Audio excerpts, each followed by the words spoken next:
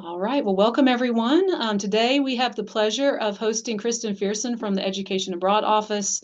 I'll talk a little bit about Kristen, but today she's going to be sharing about the impacts of studying abroad on career outcomes. And this is one of the areas of specialty that she has in her office. And she's such an amazing partner with us at the Career Center. And we're just so thankful that she is here to share this information with everyone.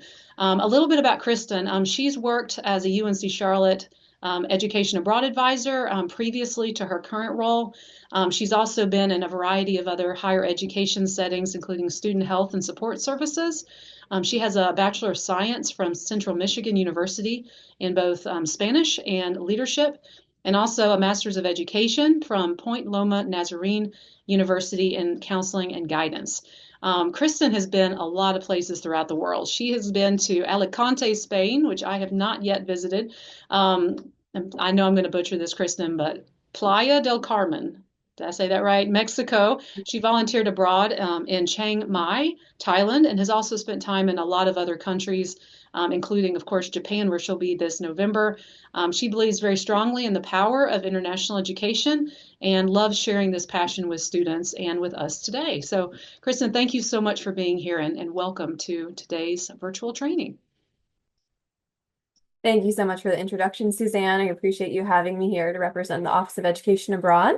So as Suzanne mentioned, I will be talking a bit today about the impacts of studying abroad on career outcomes. We can keep this relatively informal. If you have questions throughout, I invite you to ask them in the chat box. Suzanne's going to help me monitor that, which is much appreciated. And then, of course, we'll try to make it as interactive as possible. Today's agenda, we'll talk about studying abroad and soft skill development, some measured career outcomes, opportunities at UNC Charlotte, so things that you all are able to promote to students, and then getting students started. So what is their first step, and how can you all as faculty and staff become involved in education abroad as well?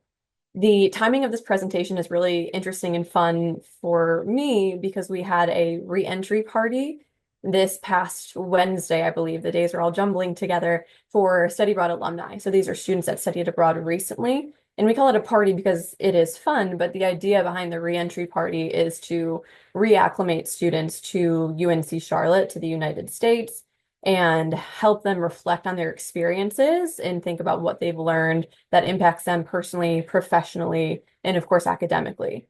So Jessica Kim, actually from Career Services, was with us on Wednesday, and she was amazing as always. She spent some time talking to students through how to leverage that study abroad experience on their resumes, how to speak to it professionally in a cover letter, in an interview. So I've got a lot of their thoughts and comments really fresh in my mind, and it'll be fun to share those with you today. So as mentioned, my name is Kristen Fearson. I'm the Assistant Director for the Office of Education Abroad. Suzanne already mentioned a little bit about my bio and where I have studied. I'm a huge advocate for study abroad, really passionate about it and what its benefits can be. I'm also passionate about student mental health, so I do feel that my background in counseling is a really nice complement to what we do in education abroad. Something I like to reiterate, especially to you all as you work with students, is that we are there for them the whole time. Right. So that's from inquiry when they're even interested in studying abroad and learning what it is, all the way through the pre-departure process. While they are abroad, I'm talking to students in different time zones all day, every day. We can always meet them via Zoom. And then when they return, we have things like that reentry party. We have volunteer opportunities. We want them to continue to stay involved and continue to reflect on that growth. So that's a little bit about me. The Office of Education Abroad, we are located in the College of Health and Human Services, CHHS 256, and we are, for the first time since February 2020, fully staffed. So that's very, very exciting. I know that a lot of departments are probably in the same boat, kind of dealing with that regrowth or rebounding from the pandemic. So I know we've got a couple of our new staff members on the call today. Appreciate you all being here. We're really excited to get fully trained and offer even more support and promotion for education abroad as well. In the past approximately 10 years, we've sent about 6,100 Niners abroad. All right, studying abroad in soft skill development. So if y'all wouldn't mind typing a few things in the chat here, what are some soft skills that you think might be honed by studying abroad?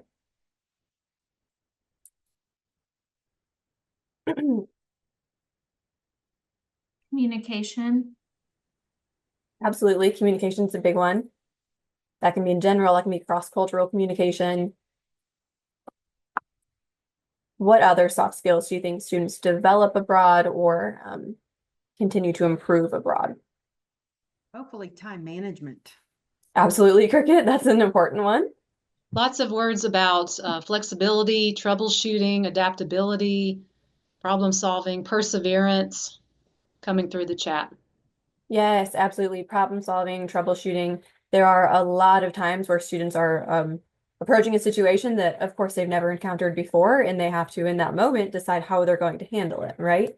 And so, what's so interesting and cool to me about study abroad is that students are developing these skills when they don't realize that they're doing it, right? So they're maneuvering public transit. They're trying to figure out how that works. They're having conversations in a language that might not be their first because they have no choice but to get their point across and ask their questions.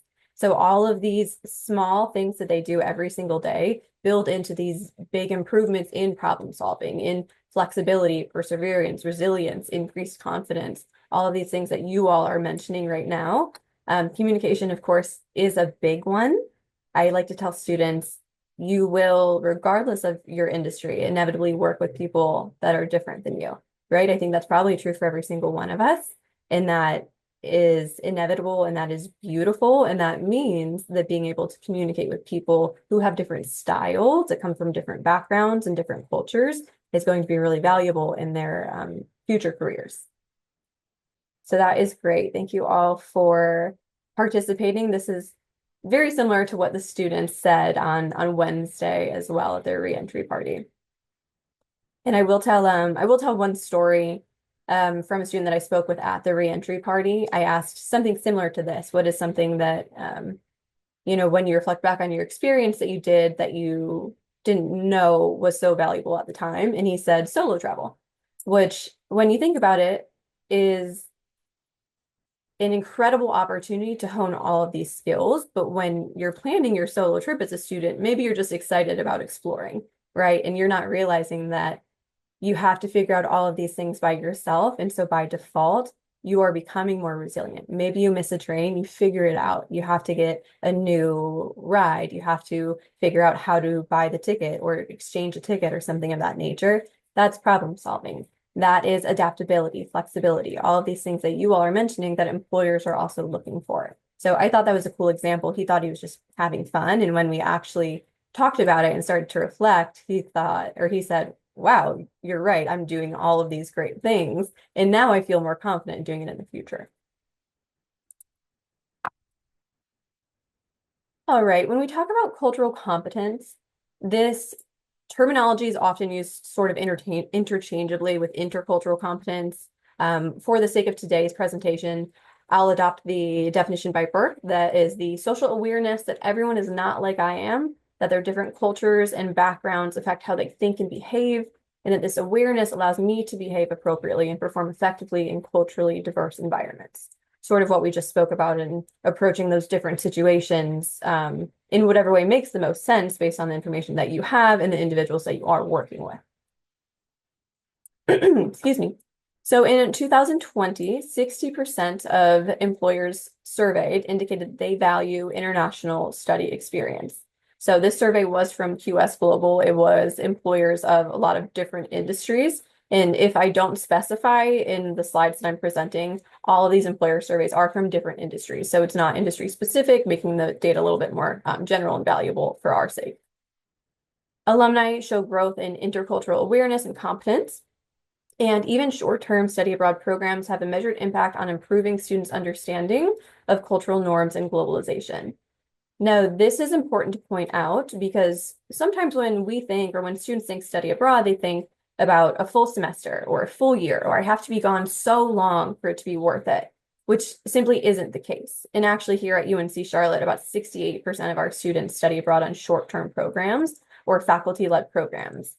And there's a lot of benefit to that. It looks like someone might have lost sound. Can you all still hear me okay? Bethany still has sound. Okay.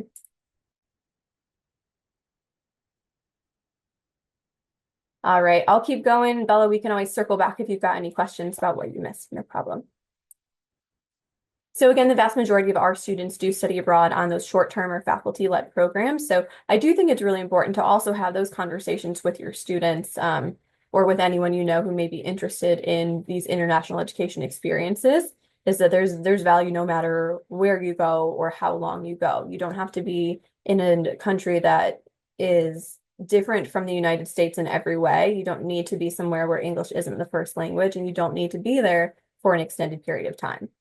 I will say, in addition to that, we often see students that study abroad on a faculty-led program or a short-term program to sort of dip their toes in the water, if you will, if they wanted that additional support the first time around, and then they realize, oh, wow, I love this. I want to go again, and I want to go for longer. Not to say that they have to do that, but that is something that we see often. All right, self-confidence and flexibility.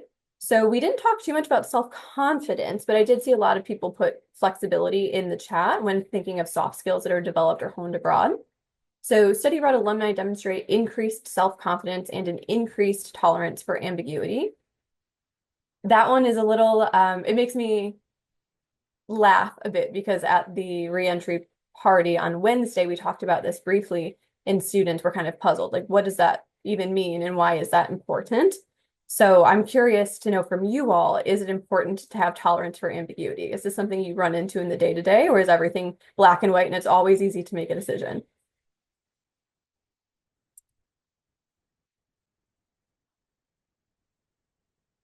Well, I see some smirks and some nods. So I think my assumption is that in most of our professional roles, it's not always that easy to make a decision, and things come up and things change, and you have to kind of roll with the punches, right? So this increased tolerance for ambiguity, absolutely. Yeah, thank you, Larianne. It's an important thing to develop. So in one of the surveys that I read, 77% of study abroad alumni felt more confident and independent after their study abroad program. So these individuals had a notable growth in emotional stability. This specific study was for British undergraduate students in their third year, because remember, when we talk about study abroad, we're not just talking about American students or studying in a different country. We're talking about any student studying outside of their home country. So this specific study was British undergraduates who studied in a French or a Spanish-speaking country in their third year.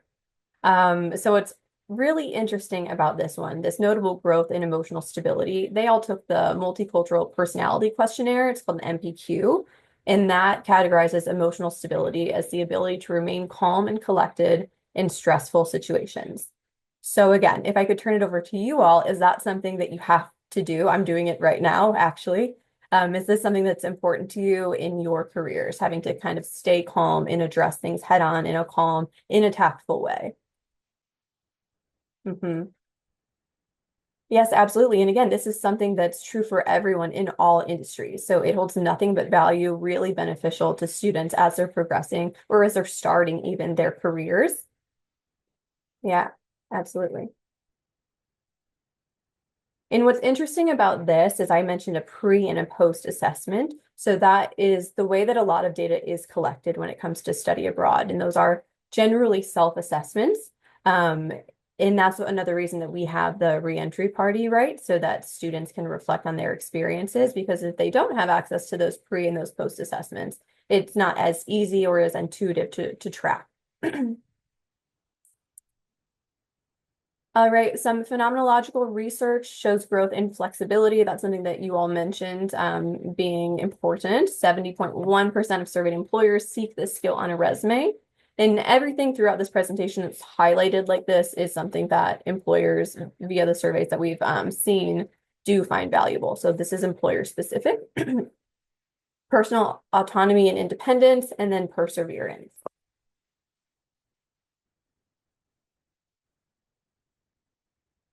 Communication skills, this is definitely important, something that comes up all the time in most fields, something that you all mentioned as well.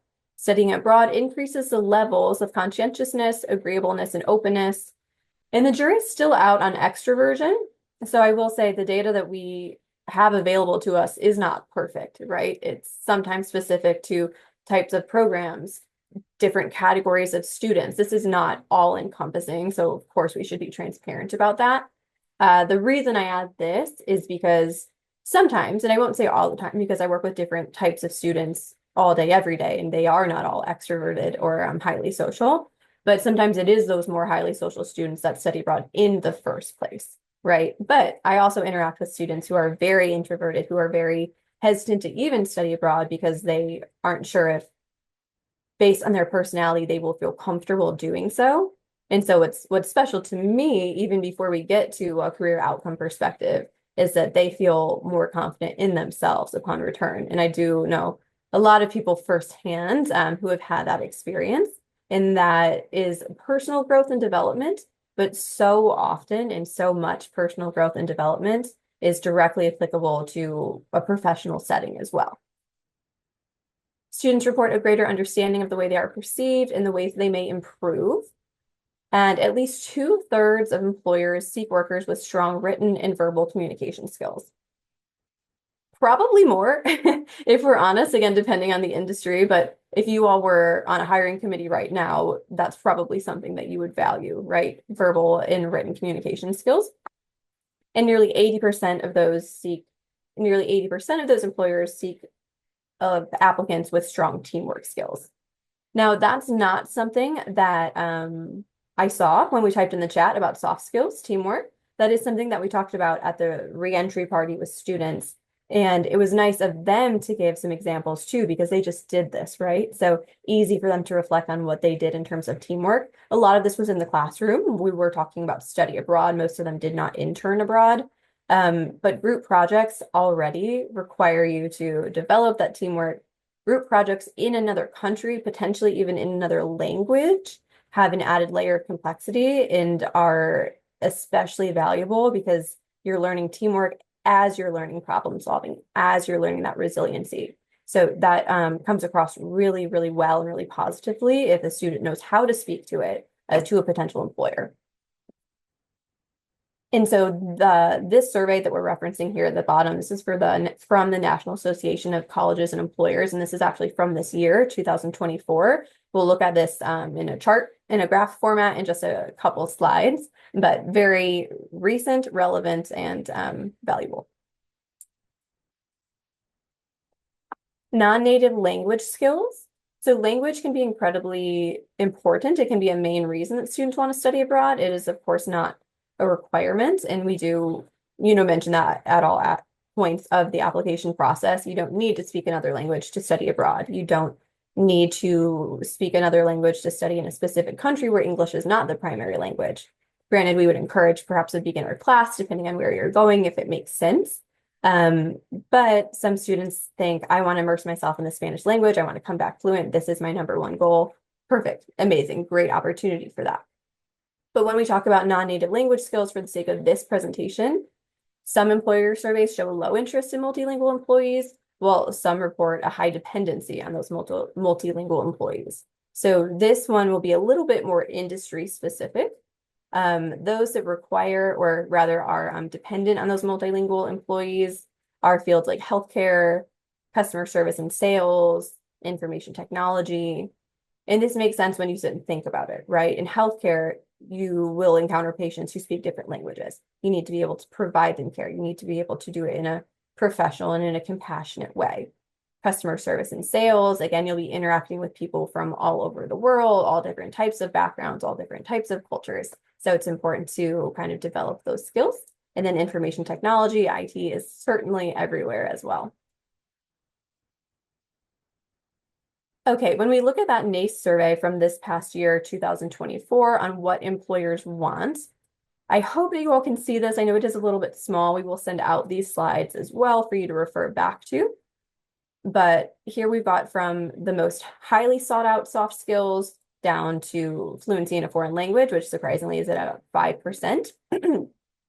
Problem solving. We've talked about this a little bit already.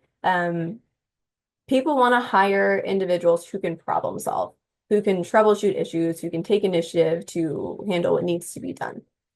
Ability to work in a team. We referenced teamwork, communication, strong work ethic, flexibility, and adaptability. Now, these are soft skills, right? These are not necessarily what employers want from study abroad alumni. These are what they want in general.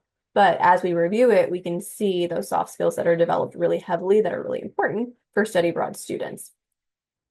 So detail-oriented, leadership, organizational, cricket. I think you mentioned time management. That plays really strongly into organizational skills.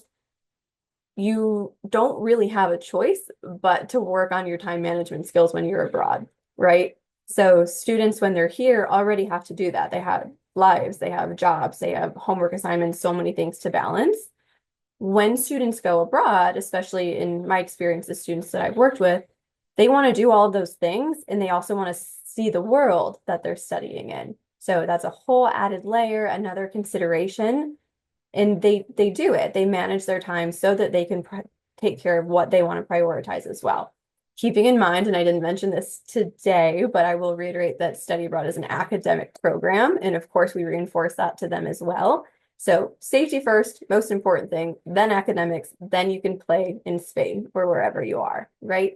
So time management skills, organizational skills, those are pretty inevitable that those will be developed and honed a little bit more abroad than, or they might feel more obligated to work on that abroad than they would here because they've got a few more things to consider.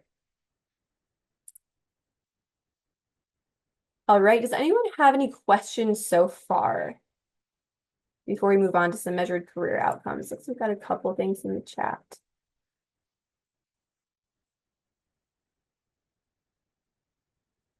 Okay, just nice words. All right, so in brief and summary here, literature reviews of study abroad alumni in over a dozen countries conclude that study abroad has a moderate positive impact on early career wages. So the medians of 2 to 14% higher earnings than those who did not study abroad. This is really interesting. Students like to see this, to hear this, right? It's good information. It's also a little bit subjective. So for the sake of transparency, again, I want to share the data that I have with you. I also want to look at it from different perspectives.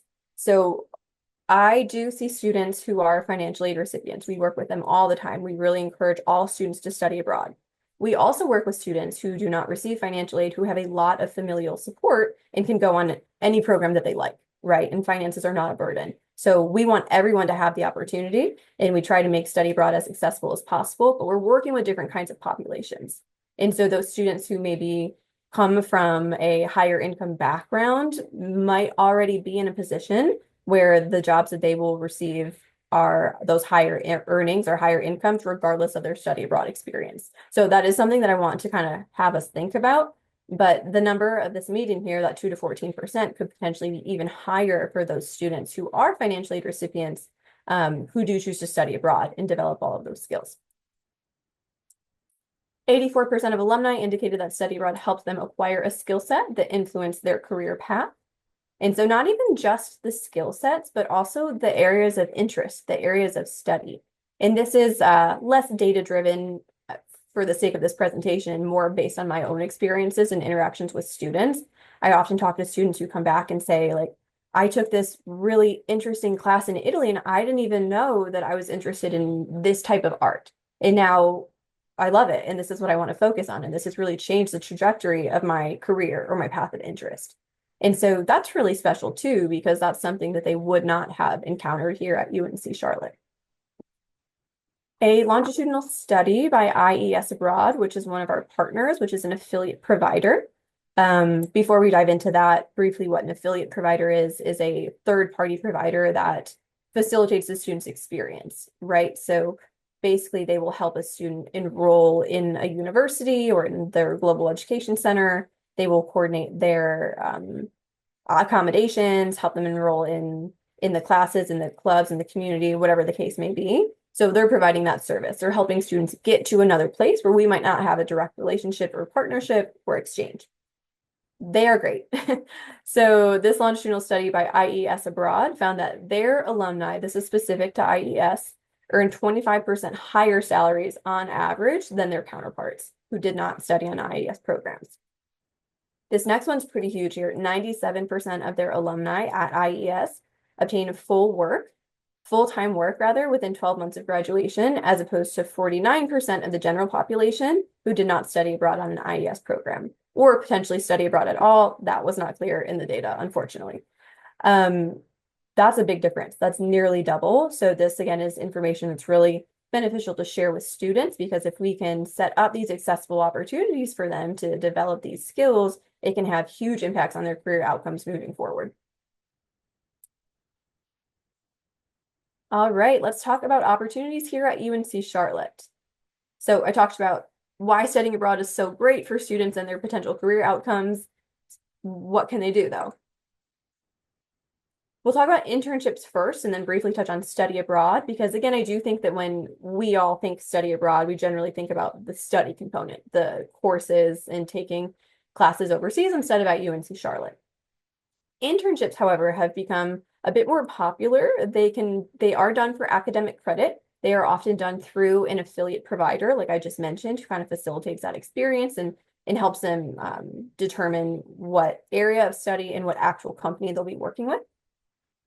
For the internships, students will apply through our office. Any international experience for credit needs to be done through our office. And they apply to us first. They then apply to the affiliate provider. They then apply to the internship itself with the company that they're interested in working with. So there are a lot more steps when it comes to internships, not a lot, a few more steps when it comes to internships than when it comes to traditional study abroad. So I try to make that very clear as well. I love it, amazing opportunity. It's a little bit more work. And that's important, right? Because students are actually setting themselves up for professional success. They want to get that really relevant experience. So there's a process to do so. So students apply through our office for opportunities across dozens of disciplines and locations. And those international partners or those affiliate providers are going to place students with the best fit employers. So the way that it generally works is that once they apply to us and they're approved, they apply to the affiliate provider and they are approved. The affiliate provider then coaches them through the application and the interview process for the actual companies that they will be working with and for. Unfortunately, students usually can't be paid for these internships due to visa restrictions. Now, we've got a lot of different students from different countries studying in different countries. So I don't want to make a blanket statement. I will say there are a lot of it depends when it comes to study abroad, but generally students would not be paid due to those visa restrictions. Pardon me. So internships are a really cool opportunity. I will say that a lot of students prefer to do these during the summer so that they can do the internship full time, and that's what tends to fit best with their degree plan. That's not the only option though. I think we've got 2 students out on full-time internships this fall 2024 semester. I believe just last week made it to their destination country. Or they also have the opportunity to study abroad and take approximately 3 classes or 9 credits and then do an internship on top of that. The internships usually equate to an internship course here at Charlotte. So for Belk students, College of Business students, that would be the IBIS 3400. And then I believe there's one through University College as well. Okay, any questions on internships? That was a very, very brief summary. So if anyone wants more information on that, I'm super happy to connect offline and kind of walk you or your students through that process. Real quick, Kristen, I'll follow up next week with you, but I had 3 scholars return from Germany on a paid. They gave them a scholarship each month due to their full-time work. So that's classified differently, I guess. But are you going to talk about insurance? I can. Okay, well, no, I'll reach out with you next week. Because Okay. I'm recruiting now for a second cohort, and that was a little kink in their process. Yes, in that, so Cricket's referring to a new program that we implemented, and that happens all of the time, right? So we find the kinks, we experience the kinks. I think that this term will be a lot more seamless. And I actually had those students in mind when I gave my disclaimer, because every country is a little bit different. So they had the stipend of sorts. I just don't want to set the expectation that students will receive a stipend or be paid for their internships. But that's a great point. Thank you, Cricket. All right, so at a glance, let's talk a little bit more about study abroad at UNC Charlotte. And I think I've got a few of my colleagues on the call. If I miss anything or you think something's especially important, you want to jump in and add, you're more than welcome to. Any student can study abroad as long as they meet the eligibility requirements, right? There's a GPA requirement of a 2.5 for a full semester program, 2.0 for a summer program. That is as long as the specific program of choice doesn't have a higher GPA requirement then of course they would need to meet that. Freshmen are not eligible to study abroad until the summer after their freshman year in most cases, with exception to any incoming fall programs that are geared towards incoming freshmen and or the spring break for a freshman student. So that would be the spring break of their freshman year. Those are always faculty-led programs. Cool. Any major or minor can study abroad. Financial aid and scholarships are available. All students who are financial aid recipients can apply that aid to their study abroad program as long as they work with our office and it is an approved program. That part is really important. I have spoken to students who didn't work with us and then are trying to utilize their aid and get the credit. And unfortunately, we do have the process in place for a reason. A lot of that is safety, a lot of that is risk management, a lot of that is our relationship with the registrar as well. So we do have a method to our madness, I promise you. All of that aid and all those scholarships can be applied on approved credit-bearing programs. Scholarships, there's generally one deadline per year. They are available through the Niner Scholars portal in most cases. We also have some workshops for external scholarships. We've recently completed 2 workshops for the Gilman Scholarship Program, which is available to Pell eligible students. That can be used on internship programs as well, so that's important to keep in mind. We are always posting about different opportunities, so I would say keep your eyes peeled for that to share with students as well. I am getting over a cold, so I apologize for all of the coughing. Okay, all UNC Charlotte courses, all courses taken abroad will come back as UNC Charlotte course credit. So it does not come back as transfer credit. It is UNC Charlotte course credit. Prior to departure, students on non-faculty-led programs will complete what's called a course equivalency form. The idea behind this is so that they know exactly what kind of credit they will be coming back with. Most programs are taught in English, and the programs may cost less, as much as or more than the cost of attending UNC Charlotte.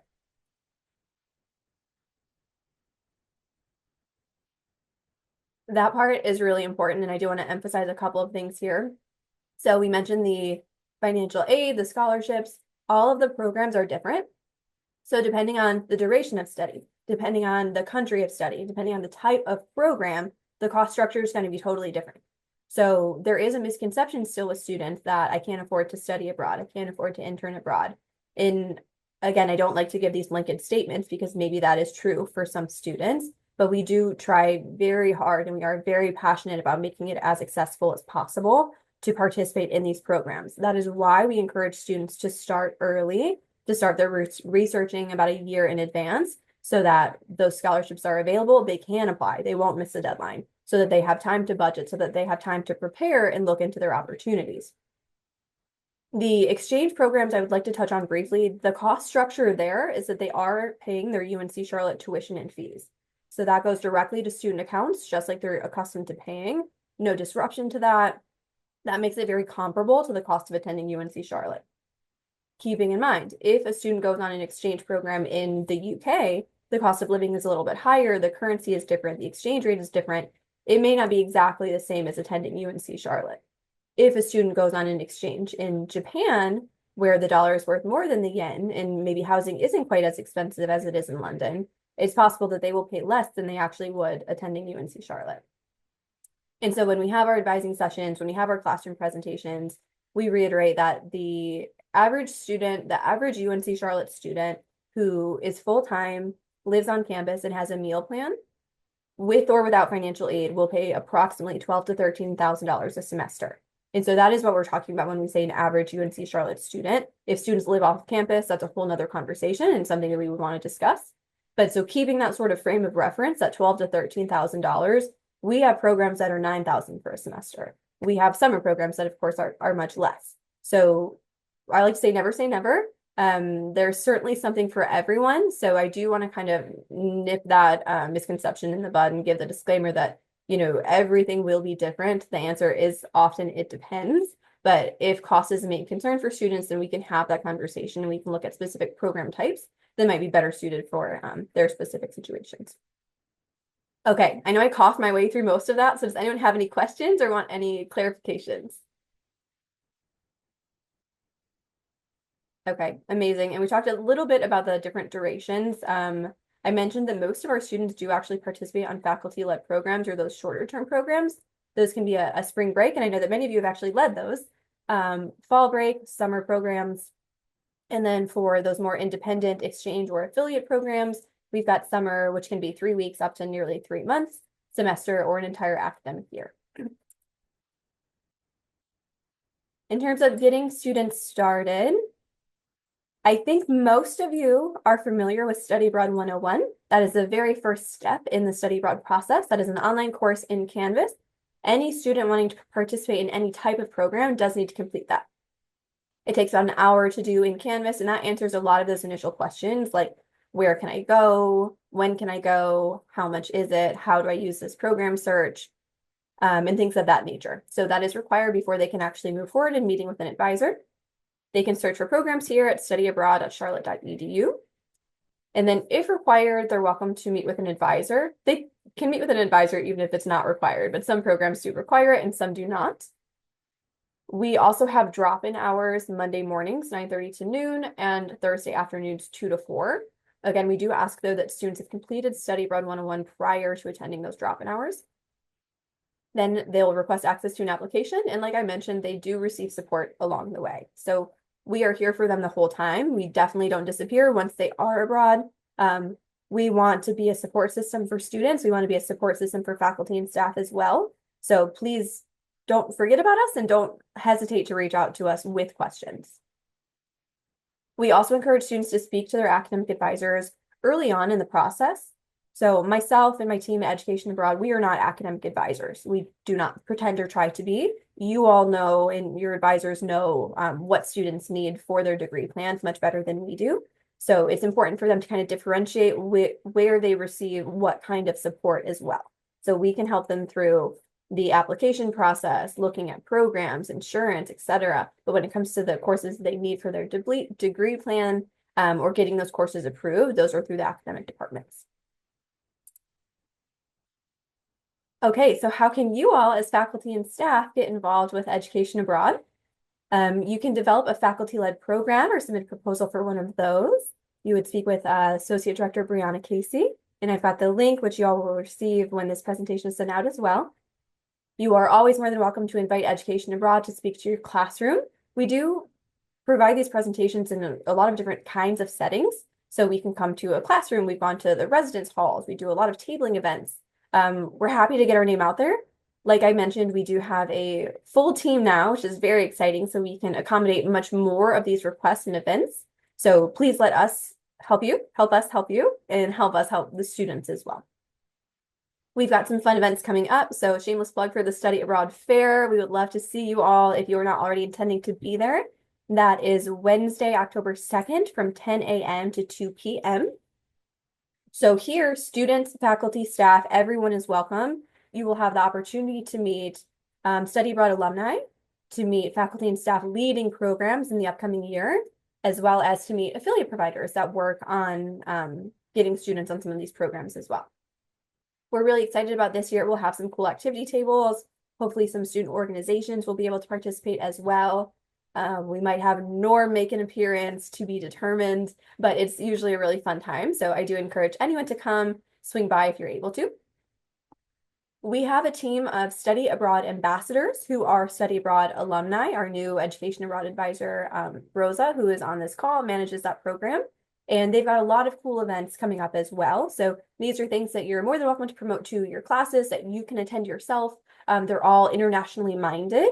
Some of them have a sub-focus, right? It might be for professional development. It might be something that's a little bit more fun, like international bingo, which I believe is happening today. All of that will be posted on our Instagram. So that's at CLT Abroad. If you don't already follow us, please do. A lot of good information there. And that is what I have for you all this afternoon. Does anybody have any questions about anything that I have discussed? Yes, International Bingo, thank you, Rosa, is today in CHHS 132 from 4 to 6 p.m. It is actually the ambassador's first event of the semester. So if you're around, if your students are around, I'm sure they would love the support.